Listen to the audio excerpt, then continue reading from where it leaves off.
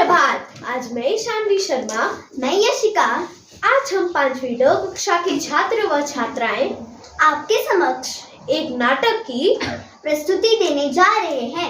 इस नाटक का नाम है अंधेर नगरी। इस नाटक में मैं क्षितिज महंत की भूमिका निभाने जा रहा हूँ। मैं रुद्राक्ष नारायण दास की भूमिका निभाने जा रहा हूँ।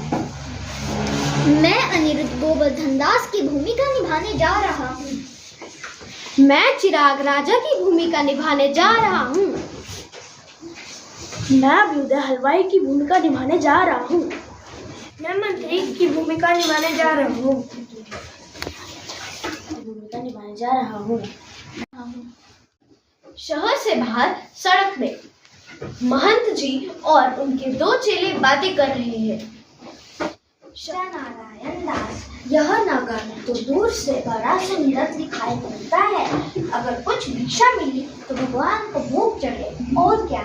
गुरुजी महाराज, नगर तो बहुत सुंदर है, पर भिक्षा भी सुंदर मिले तो बड़ा आनंद है। बच्चा नारायण दास, तू पूरब की ओर जा और बच्चा गोवर्धन दास तू पश्चिम की ओर जा। कुंजड़िन, भाजी क्या भाव? दादाजी टके से। वाह वाह, बड़ा आनंद, सब कुछ टके से। सिर्फ हलवाई मिठाई क्या भाव? टके से। वाह वाह, बड़ा आनंद, सब कुछ टके से।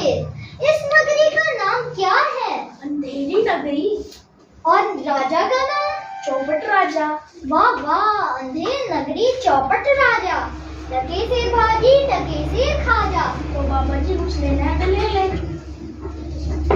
भिक्षा मांगकर 7 पैसे साथ लाया हूँ, उससे 3.5 से मिठाई मोल दे।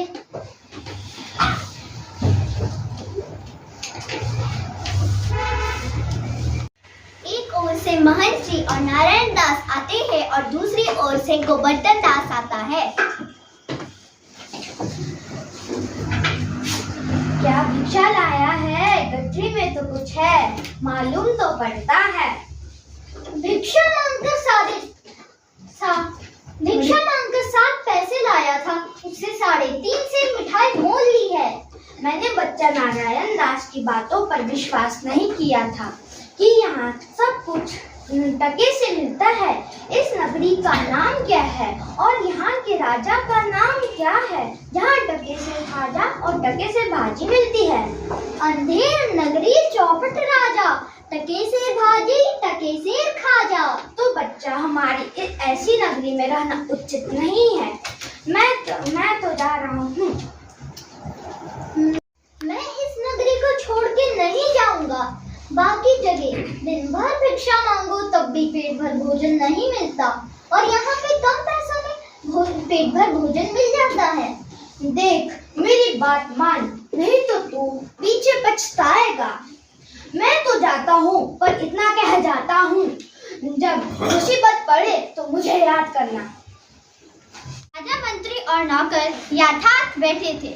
पर्दे के पीछे से दोहाई हो के शब्द होते हैं। दोहाई हो, दोहाई हो। कौन चिल्लाता है? उसे बुलाओ तो।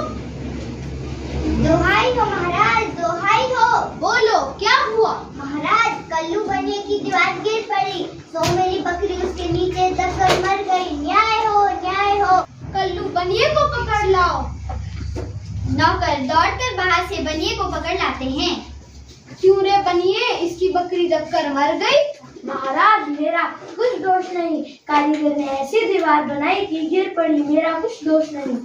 कल्लू बनिए को निकालो, कारीगर को पकड़ लाओ। कल्लू बनिया निकाला जाता है और कारीगर लाया जाता है। क्यों रे कारीगर, इसकी बकरी कैसे मर गई? महाराज, चूने वाले ने ऐसा खराब चूना बनाया कि दीवार गिर पड़ी। कारीगर को निकालो, चूने वाले को पकड़ लाओ। चूने वाला लाया जाता है। महाराज की जय हो। क्यों रे चूने वाला लाया जाता है। महाराज की जय हो। क्यों रे चूने वाले, तूने ऐसी दीवार क्यों बेची? महाराज, भिष्टी ने चूने में पानी ज्यादा मिला दिया, ये दीवार की कमजोर हो गई। इसको निकालो, भिष्टी को पकड़ लाओ। चूने वाला निकाला जाता है और भिष्टी लाया जाता है। महाराज की जय हो, महाराज की जय हो। क्यों रे बिष्टी, तूने इतना ज्यादा पानी क्यों डाल दिया कि दीवार गिर पड़ी और बकरी दबकर मर गई? महाराज, गुलाम की कोई गलती नहीं है। कसाई ने मनुष्य कितनी बड़ी बना दी थी कि उसमें पानी ज्यादा आ गया। बिष्टी को निकालो, कसाई को पकड़ लाओ। कसाई लाया जाता है। महाराज की जय हो। क्यों रे कसाई, तूने ऐसी मशक क्यों बनाई? महाराज, गडरिये ने टके की ऐसी बड़ी भेंट मेरे हाथ दी थी कि मशक बड़ी बन गई। तो गडरिये को पकड़ो। गडरिया लाया जाता है। महाराज की जय हो, महाराज की जय हो। क्यों रे गडरिये, तूने ऐसी बड़ी भेड़ क्यों बेची? महाराज, उधर से कोतवाल की सवारी आई। भीड़ भाड़ के कारण मैंने छोटी बड़ी भेड़ का ख्याल भी नहीं किया। मेरा कुछ कसूर नहीं। कोतवाल को पकड़ लाओ। कोतवाल लाया जाता है। महाराज की जय हो। क्यों रे कोतवाल, इसकी बकरी ऐसे मर गई? महाराज, मैंने कोई कसूर नहीं किया। कुछ नहीं, ले जाओ इसे, अभी फांसी दे दो। कोतवाल को पकड़कर ले जाया जाता है। चारों ओर से आकर गोवर्धन दास को पकड़ लेते हैं। हे भगवान, तुम कौन हो? मुझे कहाँ ले जा रहे हो? चल बे चल, मिठाई खाकर खूब मोटा हो गया है, वहाँ जाएंगे।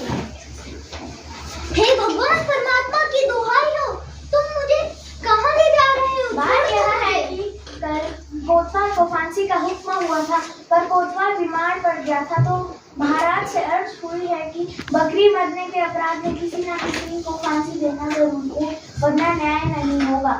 हे भगवान, गुरुजी की बात न मानने का ही फल है ये। गुरुजी बचाओ बचाओ, गुरुजी कहाँ हो आप?